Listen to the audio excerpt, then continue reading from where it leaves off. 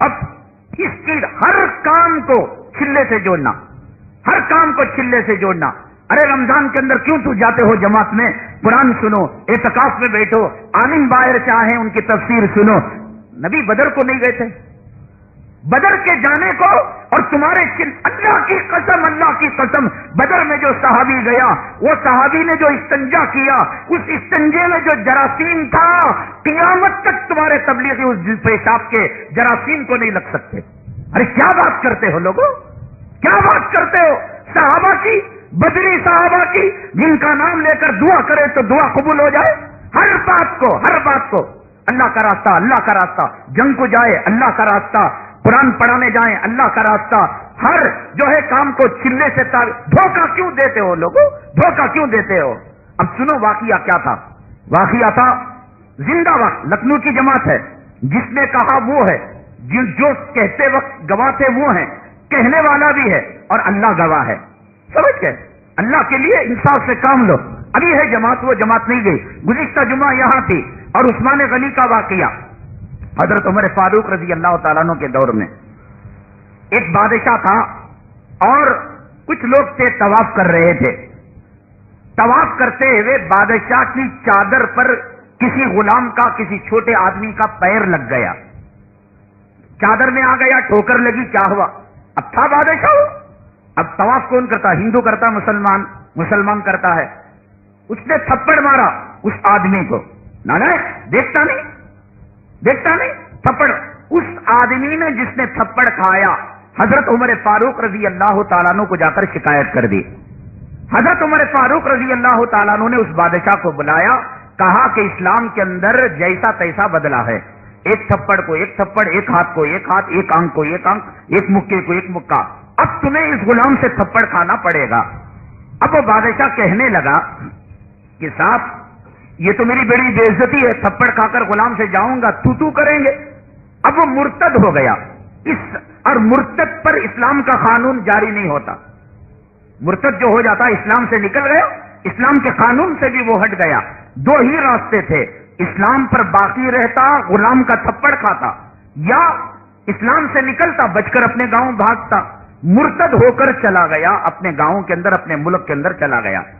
اس وقت مولانا الیاس صاحب تھے، یہ چلا تھا، یہ 4 مہینے سے. اللہ کے لیے بتاؤ مجھے کہیں بخاری میں کوئی 4 مہینے بتا دے، چلا بتا دے، کلام پاک کی 6666 آیتوں میں کوئی اسے بتا دے، منہ مانگا انعام دوں گا.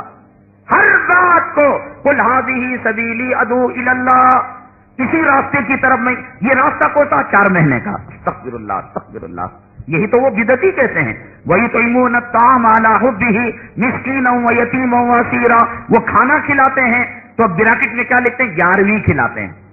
جیسا کھانا کھلانے کو 11ویں کہہ کر ٹھپا لگایا، تو یہ بھی فی سبیل اللہ کو چلا کہہ کر ٹھپا لگایا. جیسے ان کو وہ کہنے کی اجازت نہیں، ان کو یہ کہنے کی اجازت نہیں ہے. تو یہ تھا، وہ چلے گئے مرتد ہو کر. اسلام کا ذائقہ چکھ چکے تھے، طواف کر چکے تھے، اور ایمان اسلام کے ذائقے سے واقف تھے. پچھتاوا تو ہونا تھا. کہا کہ اب اس حالت میں مروں گا، میں جہنم میں جاؤں گا.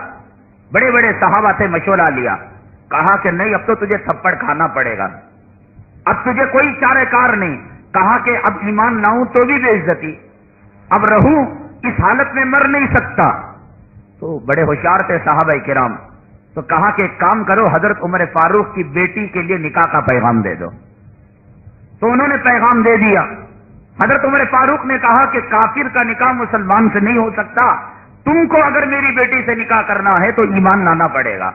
اب قبول کر لیا. ایک ان کو بہانہ چاہیے تھا ایمان اور اسلام کو قبول کرنے کا.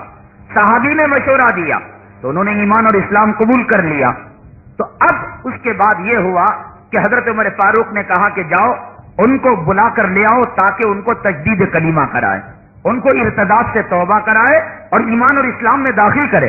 صحابی جب ان کو بلانے لے کر گئے تو جانے سے پہلے اس بادشاہ کا کفر کی حالت میں انتقال ہو گیا. اب اس واقعے کو اٹھا کر لوگوں چلے میں نہیں جاؤ گے، 4 مہینے نہیں جاؤ گے، تو تم تک دعوت کی بات پہنچنے سے پہلے موت آ جائے تو ایسی موت تم مرو گے. واقعہ کوسا فٹ کہاں کر رہے ہیں؟ دیکھیے ایک صاحب کنک پورا کے اندر آئے تھے بامبئی کی جماعت. جھوٹ بولو تو خدا کی لعنت مجھ پر، خدا کتے سور کی موت سے بدتر دے مجھے.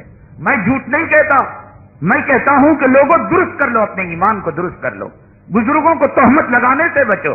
امیر صاحب کہہ رہے تھے لوگوں تم جانتے ہو جنگ آزادی کے اندر علماء کو سور کے چمڑوں کے اندر ڈال کر آگ کے حوالے کیا جاتا تھا، شاملی کے میدان میں فلاں جگہ، اور دلی سے لے کر میرٹھ تک ان کو درختوں پر لٹکا دیا گیا، ان کو کالے پانی بھیجا گیا. کہا کہ لوگ جانتے ہو کیوں؟ کہا اللہ کا عذاب. کہا کیوں؟ اس لیے اللہ کا عذاب یہ اللہ کے راستے میں نہیں نکلے تھے. اس قسم کی تہمتیں، اس قسم کے الزامات، اس قسم کا غلو کرنا. مدرسہ پڑھاتا ہے ایک استاد، میں نورانی قاعدہ پڑھا رہا ہوں، فرض کرو 4 بچے میرے پاس مجھے آ کر تنگ کرتے ہیں، اللہ کے راستے میں نکلو. میں جو بچوں کو قرآن پڑھا رہا ہوں کیا وہ دعوت و تبلیغ نہیں ہے؟ میں جو جمعہ کا خطبہ دے رہا ہوں کیا وہ دعوت و تبلیغ نہیں ہے؟ میں جو لوگوں کو صحیح امامت کر رہا ہوں کیا وہ دعوت؟ اب اگر میں بچوں کو پڑھاتے ہوئے 40 دن کے لیے نکل گیا تو کیا مطلب ہوا؟ جو تم کام کر رہے ہو وہ کام دعوت و تبلیغ کا نہیں، وہ تو پیٹ پالو کام ہے. اصل دین کا کام یہ ہے، اس میں لگو گے تو ایمان بنے گا، یقین بنے گا. اگر مدرسے کے کام کو ہم دعوت و تبلیغ سمجھتے تو کسی عالم کو نکلنے پر مجبور نہ کرتے. آپ کہیں گے نکل گیا تو اس کے باپ کا کیا بگڑ گیا؟ ضرور بگڑے گا. میں میرے پاس 15 بچے ہیں، حفظ کر رہے ہیں، نورانی قاعدہ پڑھ رہے ہیں، لکھ کر رکھ لو. اب 40 دن میں جاؤں گا جماعت میں، 4 مہینے جاؤں گا. اب بچوں کی تعلیم یا تو اکارت ہوگی یا میں دوسرے مدرس ٹیچر کو رکھ کر جاؤں گا. یہ لکھ کر رکھ لو، میں چونکہ بچوں کا استاد ہوں، ان کی نفسانیات کو جانتا ہوں، ان کے مزاج کو جانتا ہوں، ان کی عقل کی کیپیسٹی کو جانتا ہوں. آنے والا استاد 40 دن 4 مہینے میں جان نہیں سکتا. حرم کے امام سدیش بھی آ جائیں یقیناً وہ افضل ہیں، لیکن مجھ جیسا وہ نہیں پڑھا پائیں گے. یہ بچوں کی تعلیم کا جو نقصان ہے کیا امت کا نقصان نہیں ہے؟ کیوں غلو کرتے ہو؟ کیوں تم جو ہے حد سے نکلتے ہو؟ کیوں تم یہ سمجھتے ہو کہ یہی کام صرف دین کا کام ہے؟ ہزاروں کام، ہزاروں میں سے یہ بھی ایک کام ہے. حضرت مولانا پیر ذوالفقار صاحب دامت برکاتہم العالیہ، آپ کے اوپر ایک شخص جو ہے بیعت کرنے کے لیے آیا، ہاتھ پر بیعت کرنے کے لیے آیا اور کہنے لگا کہ حضرت میں بیعت تو کروں گا، آپ کے پیر و مرشد اور آپ کے جو بڑے حضرت ہیں ان کا وقت اللہ کے راستے میں لگا. مسکرانے لگے، ارے بندے ساری زندگی اللہ کے راستے میں، پڑھنے میں، پڑھانے میں. من طلب العلم فی سبیل اللہ، من طلب العلم فہو فی سبیل اللہ. جو علم دین کے لیے نکلے وہ اللہ کے راستے میں ہے. اس کے لیے مچھلیاں دعا کرتے ہیں، چونٹیاں دعا کرتے ہیں، فرشتے پر پھیلاتے ہیں، اس کا کوئی مقام نہیں، کوئی درجہ نہیں. یہ ہے اس میں دین بنتا ہے، اس میں ایمان بنتا ہے. وقت نہیں لگا، بیکار ہے، بیکار ہے، بیکار ہے. حضرت نے کہا، حدیث پڑھ کر سنائی. کہا کہ بات تو ٹھیک ہے آپ جو کہہ رہے ہیں. اس کے بعد حضرت نے کہا کہ تم اللہ کے راستے سے کون سا راستہ مراد لیتے ہو؟ اس نے کہا حضرت یہی 4 مہینے اور چلہ. حضرت نے کہا یہ کب سے شروع ہوا 4 مہینے اور چلہ؟ یہ ترتیب کب سے شروع ہوئی؟ کہنے لگا مولانا الیاس صاحب رحمۃ اللہ علیہ سے. کہا کہ اس ترتیب پر آپ سے پہلے کسی صحابی نے عمل کیا، کسی تابعی نے عمل کیا، کسی محدث نے عمل کیا اور کسی امام نے عمل کیا. امام ابو حنیفہ 4 مہینے نکلے، امام بخاری 4 مہینے نکلے، حضرت ابو بکر صدیق چلہ نکلے. کہا کہ نہیں. فرمایا کیا وہ اللہ کے راستے میں نہیں تھے؟ کیا دعوت و تبلیغ کا فریضہ انجام نہیں دے رہے تھے؟ ارے اللہ کے بندے، یہ ترتیب ہے من جملہ دعوت و تبلیغ کے حصوں میں ایک حصہ ہے، من جملہ دعوت و تبلیغ کے شعبوں میں ایک شعبہ ہے. اسی شعبوں میں، اس شعبے میں سارے شعبوں کو سمیٹنا خیانت ہے. اور یہ سمجھنا کہ یہی دین کا کام ہے، یہ اللہ کی ناراضگی اور خدا کے قہر اور خدا کے عذاب کو مول لینے کے مترادف ہے. بہرحال میں آپ کو اگلی جمعہ ایک بات بتاؤں گا. اب دیکھیے کہ ان باتوں سے تو یہ نہیں لگ رہا ہے کہ ہم جماعت کے مخالف جماعت کے مخالف نہیں، جماعت جو نظریات رکھتی ہے، یعنی جماعت کو سب کچھ سمجھنا، مسجد نبوی کا ماحول دینا، مجاہد بنانا، غازی بنانا، اور یہ سمجھنا کہ ان سے مدرسے زندے، ان سے مسجدیں زندی، نہیں، مدرسوں سے جماعت زندہ ہے۔ منالیا صاحب مدرسے کے پڑھے ہوئے ہیں، حضرت جی مدرسے کے پڑھے ہوئے ہیں، تب جا کر ان کے اندر دعوت و تبلیغ کا داعیہ پیدا ہوا۔ تبلیغ میں لگ کر مدرسے کا داعیہ نہیں پیدا ہوا۔ ماں سے بچہ پیدا ہوتا ہے، بچے سے ماں پیدا نہیں ہوتی۔ کان کھول کر سنو، سمجھتے کیوں نہیں ہو؟ اب الٹا کر دیا کہ دعوت و تبلیغ سے مدرسہ، نہیں، مدرسے سے دعوت و تبلیغ ہے، علماء سے دعوت و تبلیغ ہے۔ 80 سال فضائل اعمال پڑھتا ہے، سنتا ہے، اور اگر کوئی پوچھے کہ فضائل اعمال کے اندر خون پینے کا تذکرہ ہے اور خون پینا حرام ہے، بغلیں جھانکتا رہتا ہے۔ 80 سال فضائل اعمال پڑھ رہا ہے۔ فضائل درود کے اندر ہے کہ آقا دو عالم صلی اللہ علیہ وسلم نے ایک عورت کے پیٹ کو چھوا، اس کا درد ختم ہو گیا۔ ایک غیر مقلد سوال کرتا ہے کہ نبی غیر محرم عورت کی پرچھائی سے حیا کرتے تھے، وہ پیغمبر عورت کے پیٹ کو کیسا چھو سکتے ہیں؟ تمہارے شیخ زکریا نے کتاب میں بات لکھی، جواب نہیں۔ مردے نے انگوٹھا ہلایا، اس نے پوچھا کیا مردہ بات بھی کرتا ہے؟ کیا مردہ جسم بھی ہلاتا ہے؟ جواب نہیں۔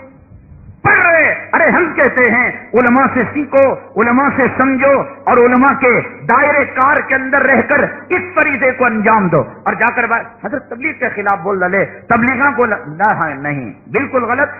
موت کے بعد جو یہ بات کہے گا وہ ایک نطفے سے نہیں پیدا ہوا، اور قیامت کے دن اس کے سارے اعمال مجھے دینے پڑیں گے۔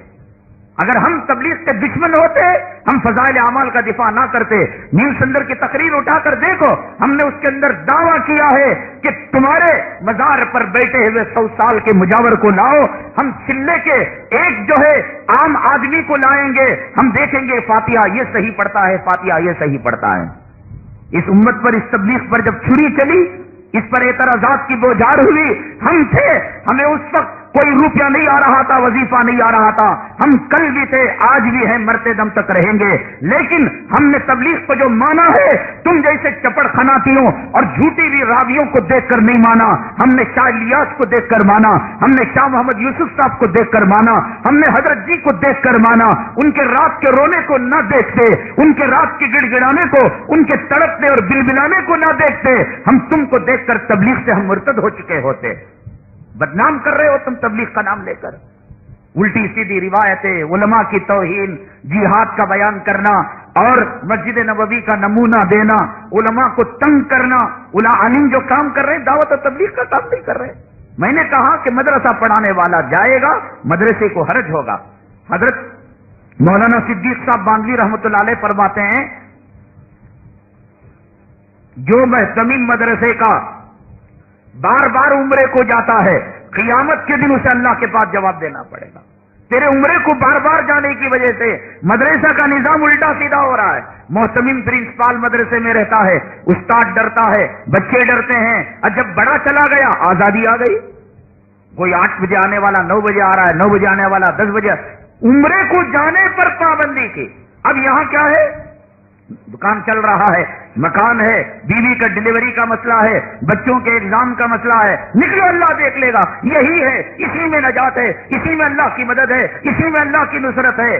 بیوی کی خدمت، بیوی کا حق نہیں، شریعت نے بیان نہیں کیا۔ حج کے وقت شرائط نہیں ہے، اگر حج کے وقت بیوی ڈلیوری کا وقت ہو، کوئی دیکھنے والا نہ ہو، اپنے مفتی سے پوچھو مسئلہ کیا ہے۔ حج کو جانے سے پہلے بیوی کی عزت و آبرو لٹنے کا مسئلہ ہو، پوچھو۔ اولاد اگر روٹ کے ہو رہی ہو اور گھر بچے روٹ کے ہو رہے ہوں، زندگی بھر میں ایک مرتبہ حج بیت اللہ کا فریضہ، اتنے کڑے شرائط، الٹے بیٹھتے چلتے پھرتے، اٹھو نکلو، اور جو نکل گیا نہ گھر کی پرواہ نہ بیوی کی پرواہ، کتنے حادثات۔ ہم کہیں تو تم کہو گے مولانا تہمت باندھ رہے ہو۔ بیویوں کو طلاق ہو گئی اور تمکور کی ایک عورت گھٹ گھٹ کر مر گئی، اسے وہ جذبہ دیا گیا، وہ ٹمپریچر چڑھایا گیا، اور اسے وہ فضیلت بیان کی گئی، یہ اللہ کا راستہ، حوروں سے نکاح ہوگا۔ 10 دن کے بعد گیا، 1 سال لگا، بیوی تڑپتی رہی، روتی رہی، دوسرا سال لگا، بچہ تڑپتا رہا، بچے کو تڑپنے کو دیکھ کر بیوی کا انتقال ہو گیا۔ وہاں کے مفتی صاحب کا بیان ہے۔ یہ شریعت اجازت دیتی ہے، غلو کیوں کرتے ہو؟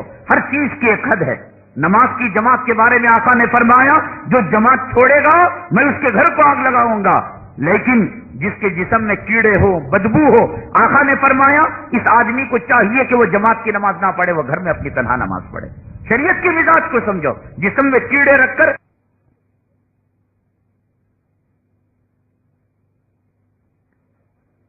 بار بار خارج ہو رہی ہے، بدبودار ہو رہی ہے، اب میں کہوں کہ حدیث میں جماعت چھوڑنے کی وعید ہے اور آ کر کھڑا، نہ شریعت کے مزاج کو سمجھو۔ اللہ کے راستے میں نکلنا ہے، دعوت و تبلیغ ہے اور دعوت اجابت ہے، یقیناً اس کے فوائد ہیں، یقیناً اس سے مسجدیں آباد ہوئی ہیں، یقیناً چور تائب ہوئی ہیں، یقیناً لاکھوں لوگ تہجد گزار بنے ہیں، لیکن اس کا جو مقام جو درجہ ہے وہ وہی ہے۔ یہ دعوت جو ہے، یہ دعوت امت دعوت کا کام نہیں بن سکتا، یہ دعوت اجابت ہے، یہ مسجد نبوی نہیں بن سکتی، یہ جہاد نہیں بن سکتا، یہ بدر نہیں بن سکتا، یہ حنین نہیں بن سکتا، یہ دیوبند نہیں بن سکتا، یہ مکتب نہیں بن سکتا، یہ مدرسہ نہیں بن سکتا، یہ عالم نہیں بن سکتا۔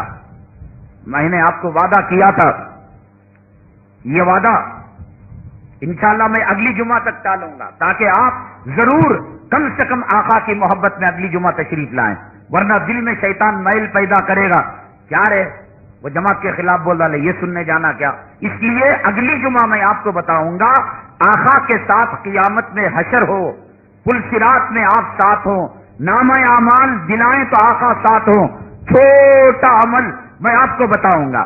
اور دوسری بات یہ بتاؤں گا، دیکھو میں جماعت کے خلاف، میں نے بریلیوں کے، مجھے ڈر نہیں ہے تم سے کہ تم مجھے مار دو گے، ہم نے غیر مقلدوں کے خلاف کہا تو ہم نے ڈرا نہیں، ہم نے بریلیوں کے خلاف کہا تو ہم نے ڈرا نہیں، ہم نے امریکہ کے خلاف کہا، ہم نے کیوسینا کے خلاف کہا، ہم نے پولیس کے خلاف کہا۔ تم کون سے کھیت کے ملی ہو جو ڈر کر ہم حق کو دبائے اور باطل سے؟ ہمیں ڈر نہیں ہے، پورے تم ایک ہو جاؤ، ہم حق کا دامن نہیں چھوڑیں گے۔ یہ نہ سمجھو کہ ہم ڈر رہے ہیں، ہمیں محبت ہے، یہ ہمارے گھر کا کام، محبت ہے ہمارے بزرگوں کا، ہمارے اکابرین کے کام کو تم آگ لگا رہے ہو، بدنام کر رہے ہو، ورنہ یہ محبت کے الفاظ استعمال نہیں کرتے، یہ محبت کے جھکے ہوئے الفاظ سے میری بزدلی نہ سمجھو، یہ اس لیے ہمدردی ہے، یہ اپنے گھر کا کام ہے۔ حضرت مولانا الیاس ہمارے ہیں، حضرت جی ہمارے ہیں، یہ دیوبند کے حضرت مولانا زکریا صاحب مظاہری ہیں، حضرت مولانا زکریا صاحب ہمارے سلسلۃ الحدیث کی کڑیوں میں ہمارے پر دادا استاد ہیں، یہ ہمدردی کے خاطر ہم مر رہے ہیں، ورنہ بزدلی نہ سمجھو۔ حضرت مولانا الیاس صاحب رحمۃ اللہ علیہ موت سے پہلے آج کے زمانے کی پیشن گوئی دے کر چلے گئے۔ ایک زمانہ آئے گا، یہ حالت آئے گی، یہ بگاڑ پیدا ہوگا، یہ بگاڑ جو پیدا ہوا حضرت مولانا الیاس صاحب کہہ کر چلے گئے ہیں، وہ کیا عجیب و غریب واقعہ، وہ کیا وہ عمل، ان دونوں سچے واقعے، اس واقعے کے کتاب کا زیرک میں پیش کروں گا۔ حضرت مولانا تقی عثمانی صاحب نے ترمذی کے درس میں اپنے والد مرحوم مولانا شفیع صاحب رحمۃ اللہ علیہ کے اس واقعے کو نقل کیا کہ آج کچھ سالوں کے بعد اس جماعت کی کیا درگت ہوگی، یہ جماعت کا انجام کیا ہوگا، کیسے کمینے خبیث ملعون مردود دو سے یہ جماعت بھر جائے گی۔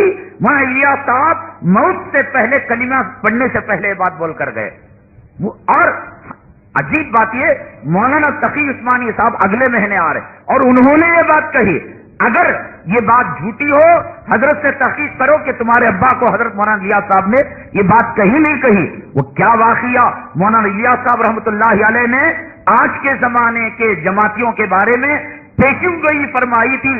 خدا جانے آپ پر الہام ہوا تھا، اللہ نے دل میں بات القا کی تھی، لیکن حضرت کی بات 100% حضرت کی بات اور آج کی آنکھ دیکھ رہی ہے، وہ سچا واقعہ، ہمیں کوئی تردد نہیں حضرت کی باتوں پر۔ وہ حضرت ہی کے، اگر یہ بات قاری طیب صاحب کہے ہوتے، یہ بات جامع مسجد کا امام کہا ہوتا، کسی دارالعلوم کا مظاہر کا مفتی، ہم انکار، جس جماعت کو مانتے ہو اسی جماعت کا موجب، اسی جماعت کے امام، اسی جماعت کے پیروکار کی یہ بات ہے، اب تم کس کا انکار کرو گے؟